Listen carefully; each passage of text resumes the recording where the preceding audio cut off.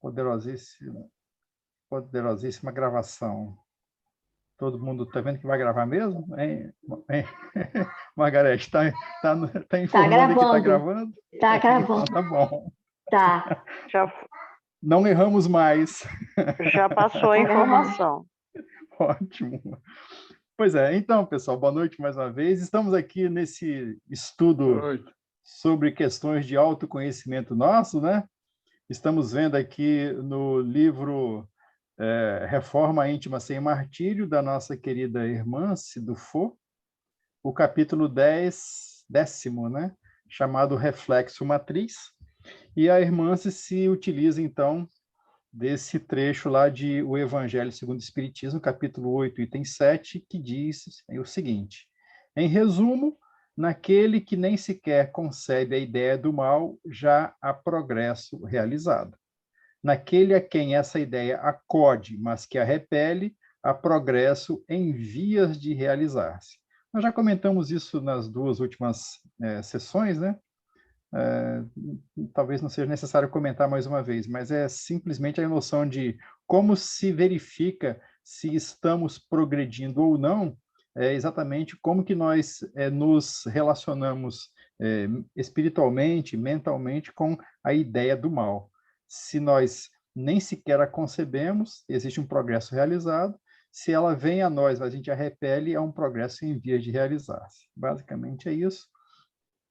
E na semana passada, nós vimos aqui a questão do reflexo matriz, esse reflexo que é o tema do nosso encontro aqui desta semana, né?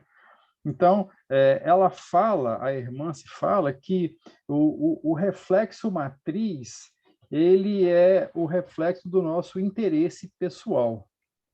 Então, de acordo com o nosso interesse pessoal, nós agimos na vida. E, bem provavelmente, né, nós temos agido de acordo com o nosso interesse pessoal desde sempre, que é natural que seja dessa forma, e isso construiu em nós esse procedimento de agir automaticamente diante das situações. É isso que se chama de reflexo, né? O reflexo é aquilo que você faz sem pensar. Você faz automaticamente. Então, nós estamos diante de reflexos que é exatamente uma exaltação, uma manifestação da nossa vida mental. Todas as nossas operações psíquicas e emocionais, seja aí o pensamento, o sentimento, a reflexão espiritual, toda a nossa operação mental, ela é baseada na nossa noção de interesse pessoal. E aí, o que a irmã se nos explicou é que quando esse nosso interesse pessoal, ele transborda, ele ultrapassa aquilo que a gente pode dizer de ética ou de moral, ele está adoecido. E o nome desse reflexo de interesse pessoal adoecido é o tal do personalismo. Então, uma questão é o interesse pessoal que todos nós temos, e a irmã se deixa bem claro, é uma necessidade para o progresso. Sem o interesse pessoal em nos tornarmos melhores, nós não progrediríamos de forma alguma. Então, é nesse contexto que o interesse individual, o interesse pessoal, ele é positivo. Entretanto, como ela bem nos lembrou, o excesso de interesse pessoal que gerou em nós essa questão de paixão pelo que imaginamos ser. Essa é a questão fundamental. Então, só para a gente tentar assim, encadear os raciocínios. A partir do momento que o nosso interesse pessoal ele ultrapassa as barreiras da ética, da moral, do respeito pelo próximo, quando o nosso interesse pessoal ele é superior em nós a tudo isso, nós mergulhamos no personalismo. E quando nós mergulhamos no personalismo, nós fixamos a nossa atenção tanto em nós mesmos que nós entramos nesse contexto de imaginamos ser alguma coisa. Essa imaginação, como o próprio nome já diz, é somente uma imaginação, não é uma realidade. Esse é o problema, esse é o grande processo. E aí, como nós vimos na semana passada, a irmã se repete para nós aquela orientação lá da codificação espírita, né? Frequentemente, as qualidades morais são como, num objeto de cobre, a douradura que não resiste à pedra de toque. Vocês já viram isso? Quando você faz um processo eu não conheço bem de metalurgia, né? Mas você pega o cobre e você faz, então, uma capa de ouro em cima do cobre.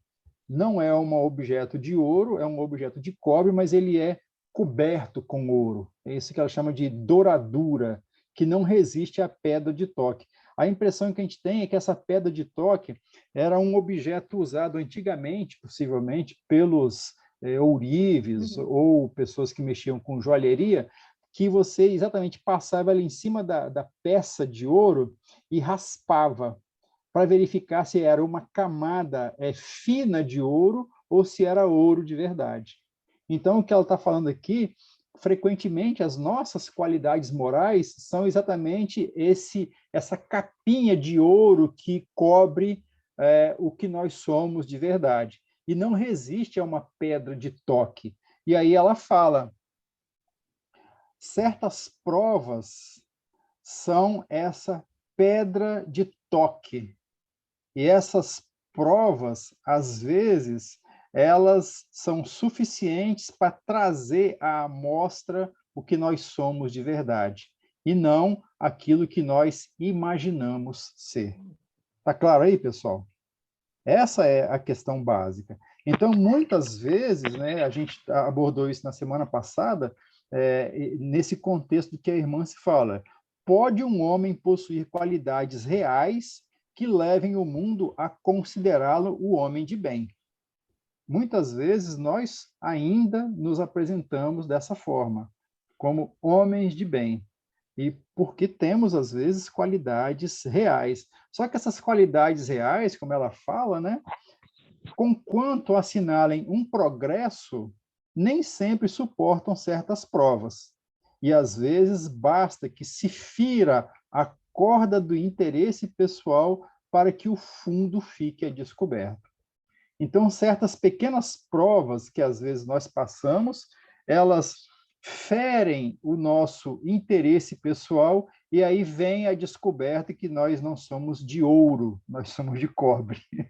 Perceberam a comparação que é feita aqui com relação a essa questão? Então, o nosso interesse pessoal, quando ele é ferido, é que aí é que nós vamos mostrar o que nós somos verdadeiramente. Uma vez que nós, tendo o nosso interesse pessoal atingido, nós ainda assim nos mantemos equilibrados, nos mantemos pacíficos, nos mantemos dentro desse contexto de respeito ao próximo, então, essa pedra de toque não tirou essa douradura nossa. Nós realmente estamos avançando no processo. Agora, as qualidades reais que nós temos, às vezes, elas ainda são muito frágeis. Esse é que é o problema. Às vezes nós temos qualidades reais, mas que são frágeis, e nós imaginamos que nós temos as qualidades reais definitivas. E aí, quando vem essa pedra de toque, que é uma certa prova que fere o nosso interesse pessoal, nós nos assustamos. Se nós estamos dedicados ao processo de autoconhecimento, nós nos assustamos com o que aparece de nós mesmos, percebem? E aí, às vezes, a gente cai num processo de tristeza, né? Eu não imaginava que eu era capaz disso, eu não sabia que eu era capaz daquilo, nossa, que coisa horrível que eu sou. E aí é exatamente o processo de autodescobrimento.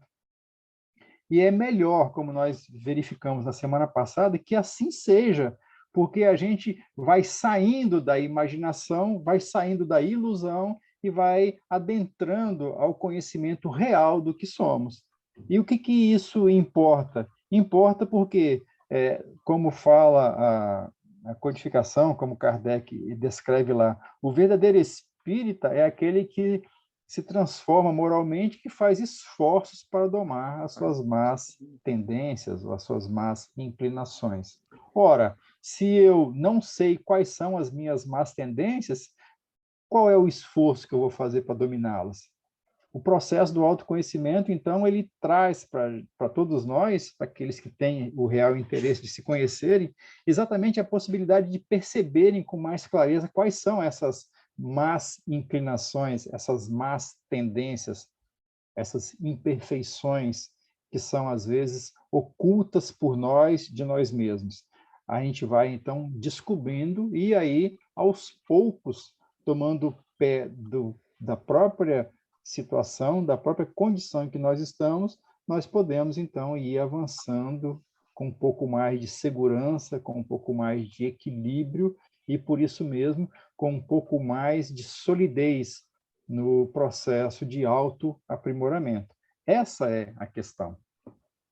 E aí, no final, nesse processo dessa afirmativa lá da codificação, os espíritos falam, né? O verdadeiro desinteresse pessoal, é coisa ainda tão rara na Terra que, quando se patenteia, todos o admiram como se fora um fenômeno. E é exatamente isso que acontece. Né? Nivaldo, Sim? Fala, meu amigo. por isso que essa lei do esquecimento, ela é maravilhosa. Porque se a gente for analisar o pouco tempo, né? O pouco tempo, porque 70 anos, 80 anos, 100 anos é muito pouco tempo em relação às vidas que nós já tivemos. E aí eu fico pensando, às vezes, quanta coisa nós temos ainda para autodescobrir. Por isso que a vida ela é importante e cada reencarnação deve ser grata, porque é um bem que nós temos para se descobrir, porque isso é que nem remédio homeopático, ela vai vir em dosagens bem pequenas, porque senão nós não aguentaríamos. Perfeita colocação, Jotinha. Perfeito. É exatamente isso. À medida que a gente vai se descobrindo, a gente vai se fortalecendo e se habilitando a novas descobertas. Nós não conseguiríamos ver tudo de uma vez, porque realmente nós não suportaríamos. Nós ainda não temos uma estrutura psíquica, uma estrutura psicológica, espiritual tão forte a ponto de encarar certas nuances da nossa própria personalidade com equilíbrio. Então, é Olha, exatamente isso. olha o que é a bondade de Deus, né? É verdade, Olha é só. verdade. E aí a gente está no caminho de aprendizado, isso que é importante, né? Aos poucos a gente vai adiantando, né? Então, isso aqui ainda é parte da leitura da semana passada, a gente só está dando uma reforçada, porque é muito importante tudo isso. E essa colocação que o Jotinha fez veio a calhar, né? Então, ela fala assim ainda, devido a esse arcabouço psicológico do personalismo, né, que é essa centralização doentia em nós mesmos, vivemos preponderantemente em torno daquilo que imaginamos que somos, sustentados por convicções e hábitos que irrigam todo o cosmo pensante do ser com ideias e sentimentos irreais ou deturpados sobre nós mesmos. Então, é exatamente isso, né? Como nós imaginamos que somos, nós temos ideias e pensamentos totalmente deturpados sobre nós mesmos. E é isso que ela fala para nós, são as ilusões. A sua manifestação mais saliente é uma criação de uma autoimagem superdimensionada em valores e conquistas que supomos possuir. Nesse procedimento, às vezes, a gente entra em contato com encarnados realmente valorosos, realmente virtuosos, e por estarmos, às vezes, próximos deles, nós imaginamos que nós somos também tão valorosos ou tão virtuosos quanto eles, mas é uma imaginação nossa, é uma suposição nossa, é uma autoimagem superdimensionada. E aí, quando vem as provas do dia a dia, quando vem as necessidades de superarmos a nós mesmos, é que nós vemos que realmente não é exatamente isso, né? Lutamos há milênios com a força descomunal desse reflexo matriz que dirige ao automatismo até mesmo a maioria de nossas escolhas. Então, o que ocorre é que nós estamos, como a irmã se está lembrando, e como o Emmanuel também já nos lembrou em outras passagens, né? Nós estamos há milênios lutando com essa doença de exacerbação da nossa própria personalidade nessa ilusória imagem de nós mesmos. Há milênios, pessoal. Então, não é à toa, e o Jotinha lembrou muito bem, né? Não é à toa que, aos poucos, a gente vá conseguindo entender alguma coisa sobre nós mesmos. E, como ela fala, essa força é tamanha que ela dirige até mesmo a maioria das nossas escolhas. Então, muitas vezes, a gente nunca percebe isso com muita clareza, mas quando estamos jovens, quando vamos decidir o que vamos, em que tipo de área de conhecimento nós vamos nos especializar para nos tornarmos profissionais, com que pessoas nós nos uniremos para constituir uma relação estável que pode se tornar uma família no futuro, tudo isso ainda aí é esse reflexo matriz do que nós supomos das nossas ilusões que dirigem as nossas escolhas. Ela está falando a maioria, não está dizendo todas, naturalmente. Daí, a gente dá um passo adiante para constatar por que é que nós estamos nesse planeta, né? Somos um planeta ainda, né, por um tempo de provas e de expiações, exatamente por causa disso. Vivemos há milênios numa suposição sobre nós mesmos, iludidos. Imagina a quantidade de espíritos entre encarnados e desencarnados, com essa autoimagem deturpada, vivendo numa ilusão entre encarnando e desencarnando continuamente durante milênios. Cria-se realmente um contexto difícil de ser superado. A doutrina espírita, ela vem num momento bastante importante do processo evolutivo do próprio planeta, como a grande luz para nos auxiliar nesse entendimento e dar a cada um ferramental espiritual capaz de fazer com que a gente comece a entender, como nós estamos começando a entender, e a fazer o trabalho particular de autossuperação. Essa é a grande contribuição que nós temos hoje ao nosso redor. Então, essa contribuição do processo de transformação da Terra para um planeta regenerado, ela é fundamentalmente feita pelo Espiritismo, pela doutrina espírita. Assim é que nós vamos, aos poucos, de acordo com a nossa condição e com o nosso esforço, dando a nossa contribuição em esforço sincero, honesto, decidido, para nos melhorarmos, e vamos aos poucos, isso que é importante, alterando a nossa psicosfera individual. Porque nós vamos extirpando de nós um pouco das ilusões, vamos tirando da nossa mente essa imagem deturpada que temos sobre nós mesmos e vamos limpando as nossas energias mentais. À medida que nós conseguirmos dar um passo nessa direção, nós estamos afetando as energias mentais dos que estão próximos de nós, encarnados e desencarnados. Então, percebem como é que é o processo de o esforço e o exemplo de uma criatura afetando um conjunto maior de criaturas. Não é à toa que o Ivaldo, apóstolo... Sim, Jotinha. eu pensei agora nos nossos obsessores. Você já Sim, pensou? é. Eles vão ficando junto conosco enquanto a gente permitir. A partir do momento que a gente começa a fazer esse esforço, eles têm uma decisão a tomar. Ou ficam conosco, se melhoram, ou saem de perto de nós porque não aguentam a gente. Naturalmente que a gente ainda não chegou nesse ponto, né? Não, Mas mas é o processo.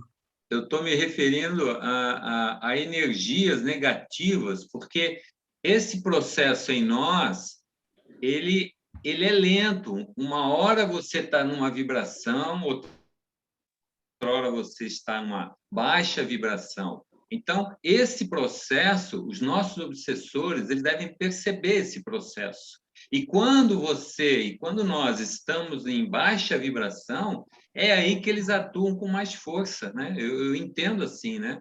E é É a muito fragilidade perigoso. nossa. Isso. É isso mesmo, Jotinha, é isso mesmo. Agora, é exatamente aí que a gente demonstra qual é a nossa definição, né? A nossa vontade, se ela vai funcionar no sentido da gente, percebendo isso, fazer o esforço de superação, né? O apóstolo Paulo, numa das suas epístolas, ele fala bem assim: crê no Senhor Jesus e serás salvo, tu e a tua casa. Lembram disso? Essa palavra do apóstolo, ela é interpretada pelo Emmanuel, num daqueles livros de cunho moral que ele trouxe para nós, e ele lembra o Emmanuel exatamente isso. Crer no Senhor Jesus é exatamente esse processo de você se perceber, você se melhorar, você se modificar, porque você acredita realmente nesse conhecimento que você tem.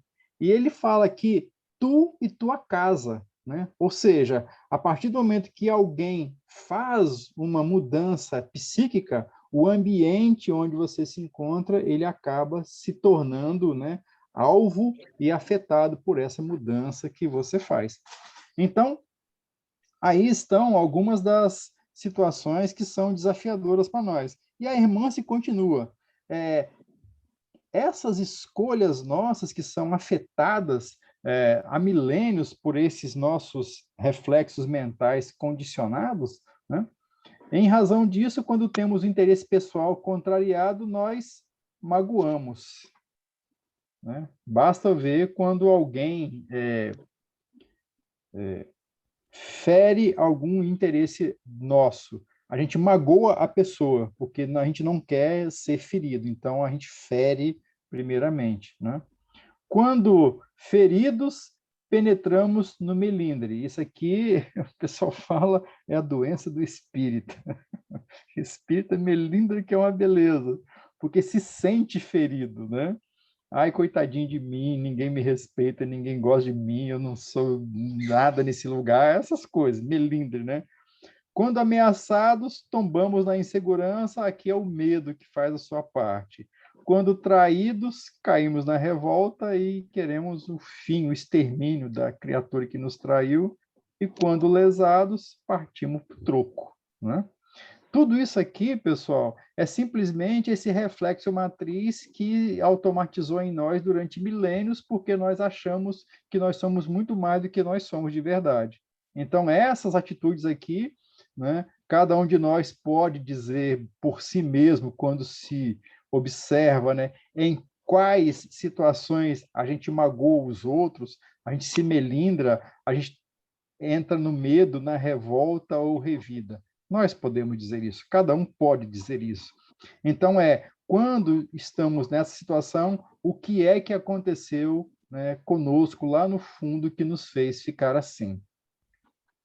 Então, agora, né, a partir desse momento, entramos na aulinha de hoje, meia hora depois. Que legal, adoro isso.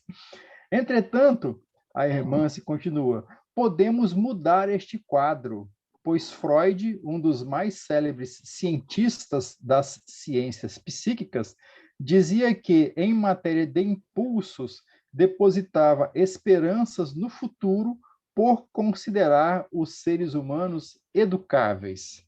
Então, até o Freud já falava, já admitia, né, que o nosso futuro vai ser melhor porque o ser humano é educável. Até um animal é educável, imagina um ser humano com a potencialidade psíquica que tem, né? Então, vamos lá. Como superar os nossos impulsos egoístas? Está aqui, olha. O desenvolvimento de novos hábitos constitui a terapêutica para os nossos impulsos egoísticos. Novos hábitos, né? O que é o caráter de uma pessoa? É o conjunto dos hábitos que essa pessoa tem.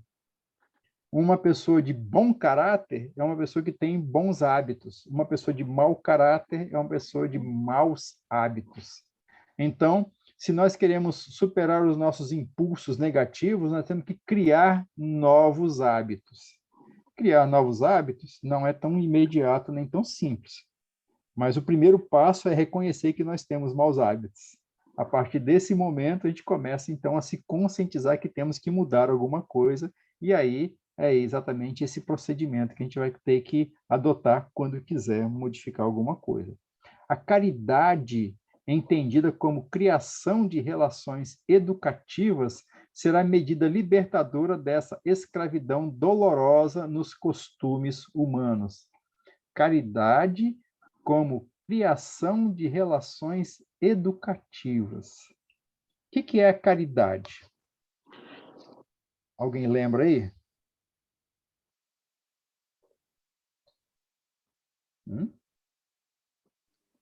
Vamos lá ao Livro dos Espíritos, porque é lá que nós... Várias ideias sobre a caridade, né? Mas vamos lá no Mas Livro dos deve ter um aí Espíritos. que... Olha, essa pergunta eu acho que eu ainda é lembro. É aquela benevolência, né? Benevolente, né? Indulgente. É isso aí, Perdão. Jotinha. Pergunta 886, se É. não nos falha a memória. É que o meu computador está meio lentinho. Eu acho que não almoçou hoje, está um pouco desenergizado. Pergunta 886. Vamos ver se a gente chega nela. Aqui, pessoal. Vocês conseguem ver ali? Isso aqui é o que significa caridade na doutrina espírita. Qual o verdadeiro sentido da palavra caridade como a entendia Jesus? Porque o objetivo da doutrina espírita é reviver o cristianismo na sua pureza e na sua simplicidade primitivas. Então, Allan Kardec ele vai aos espíritos da codificação e lança a questão: como é que Jesus entendia caridade? E a resposta é simples, pessoal. Benevolência para com todos, indulgência para as imperfeições dos outros, perdão das ofensas. Percebem? Aqui não tem nada material. Isso que às vezes a gente chama de caridade, que é ajudar com cesta básica, ajudar com roupa, com agasalho, com dinheiro, com qualquer outra coisa, isso aí é beneficência, né? Caridade é isso aqui. Quando você pratica a beneficência, você pode ou não praticar a caridade. Tá claro isso? Ou seja, eu posso dar um prato de sopa para alguém e olhar com rudeza para esse alguém. Eu posso dar um agasalho para uma pessoa e censurá-la pela situação em que ela se encontra. Percebem? Eu faço uma beneficência, mas eu não trago amor no meu coração. Eu não consigo ser indulgente com as imperfeições dos outros. Eu não consigo ser benevolente. Eu não perdoo. Então eu posso mover o mundo, mas eu não tenho caridade. Está claro isso? Então o que acontece? Quando a irmã se fala que a caridade é entendida como criação de relações educativas. Por quê? À medida que eu consigo me relacionar com as pessoas, olha só, hein? são relações que nós estabelecemos uns com os outros. Se eu consigo me relacionar com os outros e exercitar benevolência, indulgência e perdão, eu estou me relacionando e estou me educando espiritualmente e, por consequência, mostrando para os outros como que funciona o processo. É por isso que a irmã se chama aqui de caridade como criação de relações educativas. Se nós conseguirmos praticar esta caridade, nós vamos aprender a nos libertar desta escravidão, desses costumes que nós temos derivados desses reflexos matrizes que nós criamos pela doença mental da nossa personalidade. Está claro isso aí, pessoal? Caridade, o que é? Essa é a questão. Eu só consigo exercitar a caridade numa relação entre pessoas. Eu não consigo exercitar caridade sozinho. Eu não consigo, porque sozinho, se eu fosse morar numa caverna ou morar num deserto, imagine qualquer lugar onde eu estivesse sozinho, eu não preciso ser indulgente, nem benevolente, nem perdoar ninguém. Não é bom? É ótimo, não é?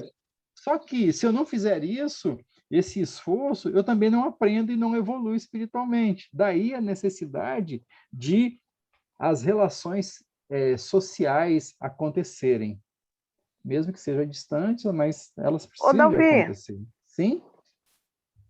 Dalvi, aquelas pessoas religiosas altamente desenvolvidas, vamos dizer assim, classificadas religiosamente, que se isolam do mundo para ficar meditando. Então, de acordo com essa teoria, eles não evoluem estando só naquele ponto isolado do mundo, né? Eles não estão convivendo com ninguém, só com eles mesmos. Digamos assim, Ivana, eles estão avançando em um sentido. Em outros pontos? Isso, estão avançando. Só que, como nós estamos aprendendo com o Cristo, o único sentido que importa de avançarmos é quando nós avançamos o nosso coração na relação com as pessoas. A vida social, ela é a necessidade fundamental do ser humano. Nós somos gregários. Nós somos, por natureza, pessoas que vivem umas junto com as outras. A gente pode não gostar, pode se irritar, pode se chatear, pode fazer o que quiser, não é? Mas, essencialmente, nós precisamos dessa questão. Naturalmente que esses aí que você citou são espíritos que estão trilhando um caminho diferente dos nossos, né, Ivana? Nós somos ocidentais, nós temos um outro modo de encarar a vida e provavelmente eles realmente estão avançando em algumas questões. Mas eles só irão avançar profundamente, e aí é a lei universal, se eles já estiverem dentro deles mesmos essas práticas espirituais de benevolência, de tolerância e de perdão já construídas. Se eles fazem aquilo tudo e não suportam, né, como a gente vê aqui agora, uma pedra de toque de uma pequena prova e eles fragilizam-se, então podemos entender que eles ainda não construíram a evolução adequada, né? Tanto quanto nós, naturalmente, que estamos bem atrás até deles também, né? Entendeu? Tudo bem? Entendi, sim. Então tá Então bom. deve ser essa a explicação que a gente tem monges encarnados entre, vamos dizer, eu já pensei em outras coisas lá na frente. Mas Obrigada. enfim, de nada. Mas enfim, para vocês terem uma ideia de como que essa coisa... Sim, Jota. Eu vi essa questão hoje, só que eu não estou lembrado, eu não sei se você conhece ela. Fala. É referência aos monges. Kardec faz uma pergunta se aquela pessoa que se isola e não faz mal a ninguém, Aí vem a resposta, eu achei interessante, só que eu não estou lembrando qual é a questão. Não sei se você lembra dessa questão. Eu não lembro de cabeça, não, já tinha, mas eu tenho certeza que é aqui, ó, é nas... É 800 e alguma coisa, a não ser que eu esteja confundindo com... Não, vamos procurar aqui. Com relação à lei de sociedade, eu tenho quase certeza que é lá. Deixa eu ver se a gente consegue. Lei de Justiça, Amor e Caridade. Qual o capítulo? É o Livro dos Espíritos, né? Sim. Eu não vou te dizer qual que é a... Deixa lá. Eu vou procurar aqui, que eu não lembro também. Mas eu lembro disso aí também. Eu não tenho certeza de qual que é o local onde isso se encontra. Mas essa questão, ela é...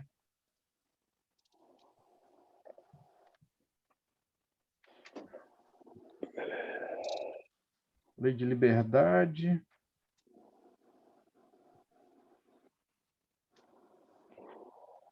Civilização, acho que é por aqui. Povos degenerados.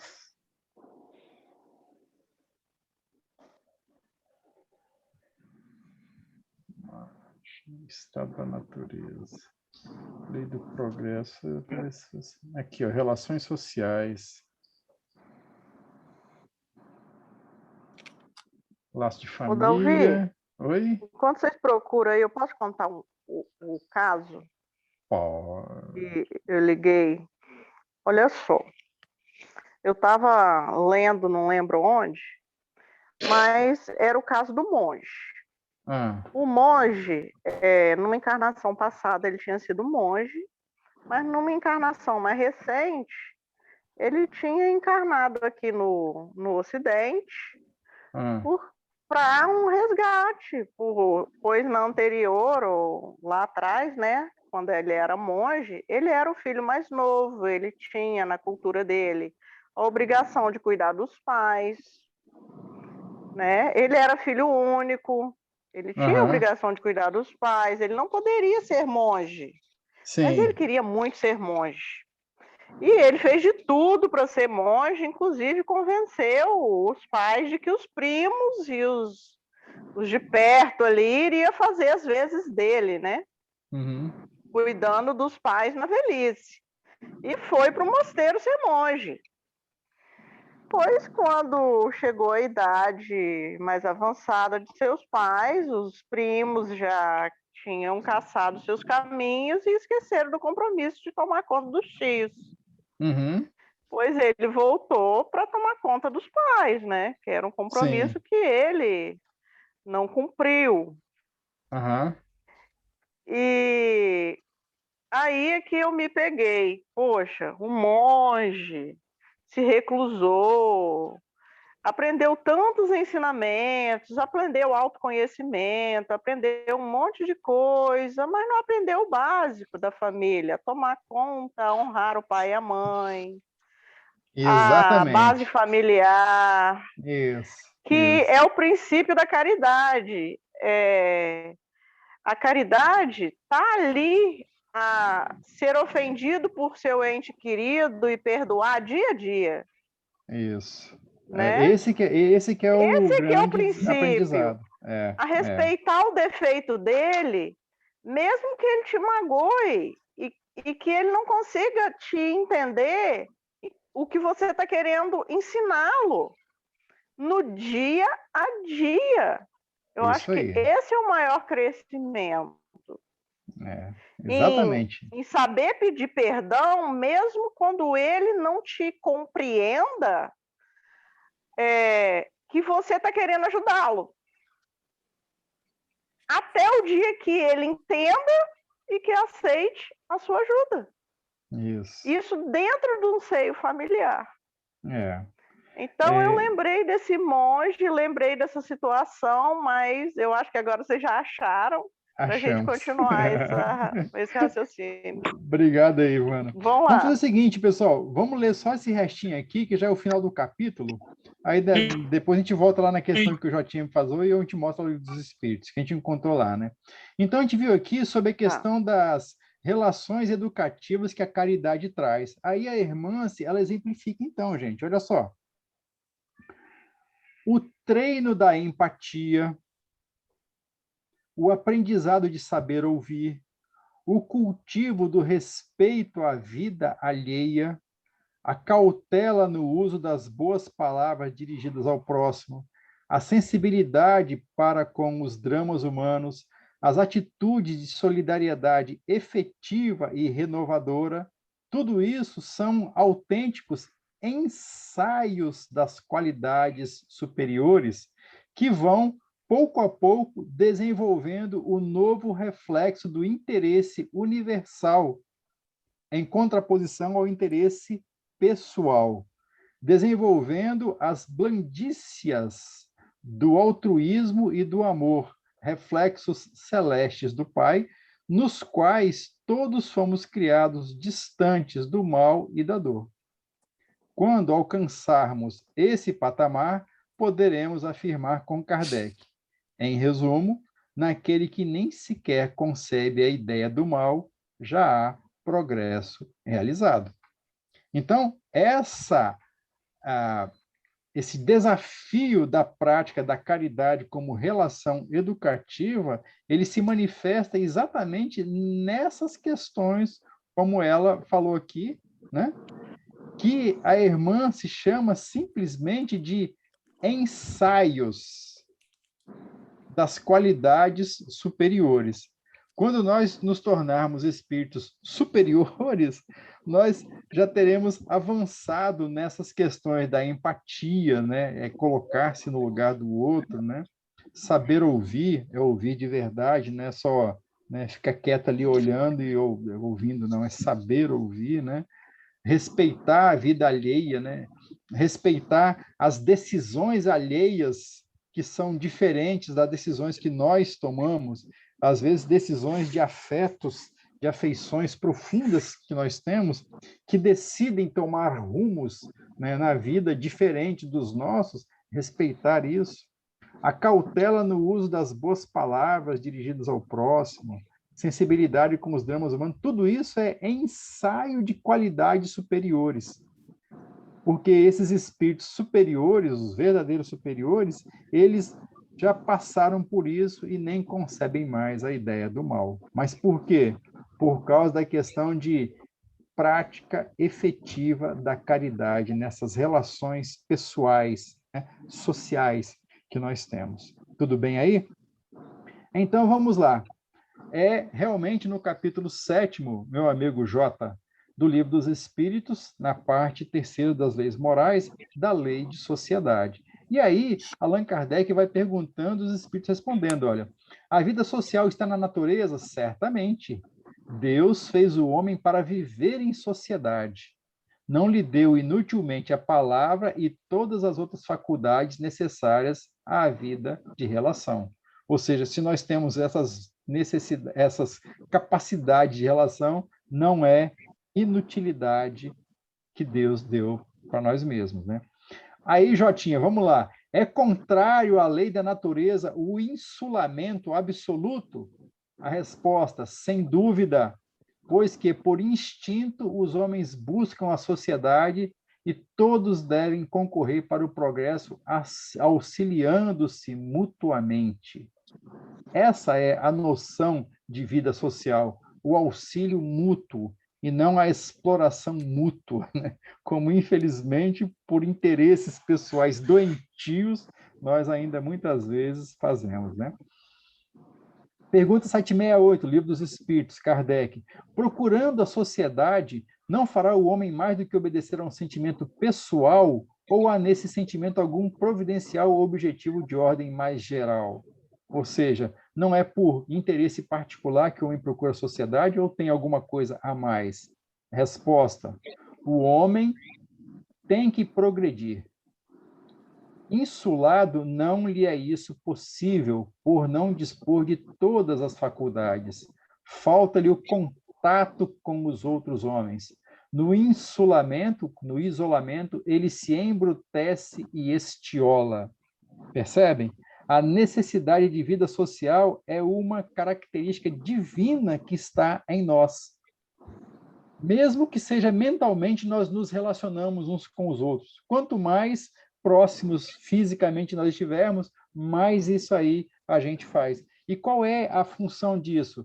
É fazer com que a gente amplie as nossas faculdades espirituais, porque sozinho nós não temos todas elas. E nós só adquirimos as outras faculdades espirituais quando nós estamos em contatos uns com os outros. Sem isso, nós nos embrutecemos e secamos, né? Estiolar é secar-se, né? Dalvi, olha aí o Sim. segundo parágrafo. Homem nenhum possui Aqui faculdades é comentário, completas. aqui é comentário de Kardec, Volta então, lá. né? É Kardec falando, olha, homem nenhum possui faculdades completas, porque os espíritos já falaram aqui em cima, né? Mediante a união social é que elas, essas faculdades, né, umas às outras se completam para lhe assegurarem o bem-estar e o progresso. Por isso é que, precisando uns dos outros, os homens foram feitos para viver em sociedade e não insulados. Uma pessoa tem uma habilidade qualquer específica que outra não tem. É no contato social que isso aí completa, né? E aquele que não tem uma habilidade, ele tem uma outra característica que completa ou preenche a necessidade do outro. É aquela velha afirmativa de uma música popular que fala: um mais um é sempre mais que dois, não é? Ou seja, socialmente, cada um de nós tem uma contribuição a dar. Vou dar E um quando... exemplo profissional. Hoje em dia, nas grandes empresas, está na moda resolver problemas complexos com uma equipe eclética. Um profissional de cada área, cada um dá uma opinião para juntos resolverem um problema complexo. E tem uma eficiência maior. E na vida, isso é o profissionalismo copiando a vida, né? Exatamente. Copiando o exemplo. Exatamente, Ivana, exatamente. E na sequência aqui, então, Allan Kardec vai perguntar a respeito da vida de insulamento, né, e do voto de silêncio. Ele pergunta se é condenável esse isolamento absoluto desde que cause satisfação ao homem. Ou seja, a pessoa ela se sente bem sozinha, isolada dos outros. Aí Kardec pergunta se isso aí é bom. Os espíritos falam que é uma satisfação egoísta, né? Você está sempre bem, está sempre sozinho, egoisticamente sozinho. Também há homens que experimentam satisfação na embriaguez. Merece isso aprovação? Não pode agradar a Deus uma vida pela qual o homem se condena a não ser útil a ninguém. Vocês percebem a questão que a espiritualidade coloca, que a doutrina espírita coloca bem clara e bem nítida para nós, é exatamente isso. Nós temos que, de alguma forma, nos tornarmos úteis para alguém. Nós temos que contribuir de alguma forma para que o contexto geral, coletivo, se torne melhor, porque nós estamos nesse contexto, percebe? Essa é a questão fundamental da doutrina espírita. Fora disso, esse isolamento é simplesmente uma manifestação de egoísmo nosso. Naturalmente que há muitos de nós que têm dificuldades emocionais, psíquicas, né? Às vezes até kármicas de relacionamentos sociais, etc. Mas isso não impede que a pessoa se esforce para isso, ou que ela procure de alguma forma algum auxílio para que se integre, pelo menos um pouco que seja, num processo social. Isso é importante, fazer parte, né, de alguma coisa, mas sempre nesse contexto de ser útil de alguma forma a alguém, num contexto social. E aí, Allan Kardec pergunta: que se deve pensar dos que vivem em absoluta reclusão, fugindo ao pernicioso contato do mundo? Porque quando as pessoas se isolam muito, é esse o argumento que elas usam. A resposta é clara e dura. duplo egoísmo, né? A pessoa é egoísta porque se isola e é egoísta porque, né, não vai fazer nada para ninguém. Então, aí Kardec pergunta, mas não será útil esse retraimento se tiver por fim alguma expiação, impondo-se àquele que o busca uma privação penosa? Porque isso aqui, essa pergunta 770, ela está muito ligada a um contexto tradicional da religião, não pode dizer religião cristã, né? Religião católica, né? Lá nos primórdios, onde eles fugiam do contato da sociedade porque era pecaminosa, porque era perniciosa, que era não sei o quê, e vamos nos isolar em conventos, em monastérios, em retiros e tal, para não nos contaminarmos com o mundo, né? E os espíritos aqui na doutrina espírita são bem claros. Isso não é assim que pode ser. E aí Kardec pergunta, mas e se a pessoa está se impondo uma expiação, uma privação isolada? Olha a resposta. Fazer maior soma de bem do que de mal constitui a melhor expiação. Evitando um mal, aquele que por tal motivo se insula, cai noutro, pois esquece a lei de amor e de caridade. Então, a questão de a pessoa quer se colocar uma expiação, vai fazer expiação praticando o bem junto com os outros. É exatamente essa a questão. Nada de fugir, nada de se isolar, nada de nada, não. Nenhum de nós vai ser perfeito porque está isolado, não. Nenhum de nós vai ser melhor do planeta porque fugiu do contato com o mundo, não. Não e mesmo. A questão que a doutrina espírita coloca bem clara é isso aqui, olha. Se você evita o mal porque você se isolou, você caiu no outro, porque você esqueceu de amor e de caridade. Então, nada de fuga, nada de isolamento, nada de nada. É luta, é vida, né? Aquilo que Jesus falava, né? Vós sois o sal da terra. Ou seja, o sal ele está no meio da comida. O sal não está do lado lá do prato guardadinho e você comendo aqui sem sal e o sal está lá fazendo a parte dele. Não. O sal só faz a parte dele se estiver misturado na comida. E nós, né, aprendizes do bem, nós só faremos algum tipo de benefício para nós mesmos se nós estivermos misturados no planeta, nas pessoas, nos eventos, nas coisas, nas causas e tudo mais. Fazendo o quê? Aplicando a lei de amor e de caridade, aquela de benevolência, de indulgência, de perdão. Percebem? Esse é o contexto, essa é a questão. E aí, Kardec faz uma pergunta que essa aqui é outra questão fundamental, né? Que pensar dos que fogem do mundo para se voltarem ao mistério de socorrer os desgraçados? Irmã Dulce, Madre Teresa de Calcutá e tantos outros, né? Esses se elevam rebaixando-se. Têm o duplo mérito de se colocarem acima dos gozos materiais e de fazerem o bem obedecendo à lei do trabalho. Percebem? A questão de fugir do mundo, aqui nesse caso, é de fugir do mundo, digamos assim, material, para auxiliar aos outros. E também continua fazendo algumas perguntas mais aqui que eu recomendo a quem quiser depois ir lá no capítulo... Nivaldo, comenta 772, Nivaldo. 772? Que é interessante, interessante. 772. Vamos ver aqui. Aí ele fecha a ideia. Então vamos lá, Jotinha, obrigado. Que pensar... Que pensar do voto de silêncio prescrito por algumas seitas desde a mais remota antiguidade? O voto de silêncio é um negócio sério, né? Perguntai antes, voto de silêncio é ficar quieto, né? Não falar nunca. Perguntai antes a vós mesmos se a palavra é faculdade natural e por que Deus a concedeu ao homem. Deus condena o abuso e não o uso das faculdades que lhe otorgou. Entretanto, o silêncio é útil, pois no silêncio pões em prática o recolhimento. Teu espírito se torna mais livre e pode entrar em comunicação conosco. O silêncio, ok? Então, pelo silêncio, a gente se retrai, né? A gente se interioriza e entra mais facilmente em contato com a espiritualidade. Silêncio.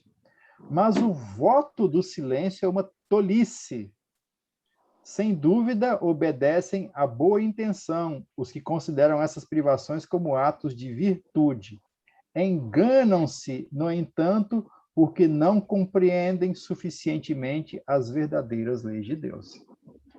Então, fazer silêncio de vez em quando, se recolher é uma coisa, fazer voto de silêncio e nunca falar nada, nunca na vida, os espíritos dão uma resposta bastante clara. É uma tolice, né? Porque, apesar de as pessoas terem boa intenção, elas desconhecem as verdadeiras leis de Deus, que nos deu a palavra para ser usada, né? Essa é a questão. Tudo bem, então, pessoal? Acho que nós conseguimos avançar um pouco na questão do entendimento da caridade, não é?